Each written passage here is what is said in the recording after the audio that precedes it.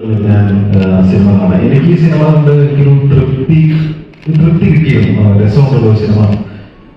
നമ്മൾ പറഞ്ഞതിനേക്കാളും ഭയങ്കര ഇൻട്രസ്റ്റിംഗ് ആയിട്ട് as A film maker camera work ആണെങ്കിലും എഴുത്താണെങ്കിലും എല്ലാം വളരെ രസകരമായിട്ട് ബ്ലെൻഡായിട്ട് വന്നിട്ടുണ്ട്. വിജയോടെ സ്റ്റേറ്റ്മെന്റ് പോലെ തന്നെ ആവട്ടെ എന്ന് പ്രാർത്ഥിക്കാം.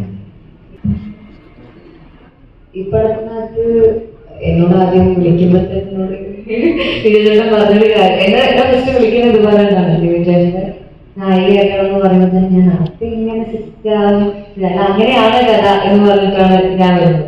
ഈ പടത്തിനകത്ത് അതിന്റെ കെമിസ്ട്രി എന്നൊന്നും പറയത്തക്ക വിധത്തിലല്ലെങ്കിൽ നമ്മൾ കൃഷ്ണ സോമിൽ കണ്ട പോലെ തന്നെ കൃഷ്ണയുടെ പിറകെ നടക്കുന്ന ഒരു ഒരു പൂവാരൻ എന്നൊക്കെ പറയാൻ പറ്റുന്ന ഒരു പരിപാടിയാണ് അതിനകത്ത്. ആ സോങ്ങിലുള്ള പോലെ തന്നെയാണ് പടത്തിലുള്ളത്. സോ ലിവിജേഷനാണെങ്കിലും സെറ്റിൽ കൂടെ വർക്ക് ചെയ്യാനാണെങ്കിലും ഭയങ്കര രസമായിട്ടുള്ളൊരു ആളാണ്. നമ്മുടെ എനിക്ക് തോന്നുന്നു ആ റാപ്പോ നൈസായിട്ട് സ്ക്രീനിൽ വന്നിട്ടുണ്ട് എന്ന് തോന്നുന്നു. ആ വാശിയാണ്. അപ്പൊ ഒരേ സമയം തന്നെ പ്രൈമറി ഇറങ്ങി, ഇറങ്ങി, പ്രമേയം ഇറങ്ങി, അഞ്ഞൂറ് ബോയ്സ് ഇറങ്ങി, എല്ലാവരോളം ഹിറ്റാണ്. ഇവിടെ അതിനകത്ത് സ്പേസ് ഉണ്ട്. 1000-800ഓളം തിയേറ്ററുകളുണ്ട്, സ്ക്രീനുകളുണ്ട്. നമുക്ക് അതിനകത്ത്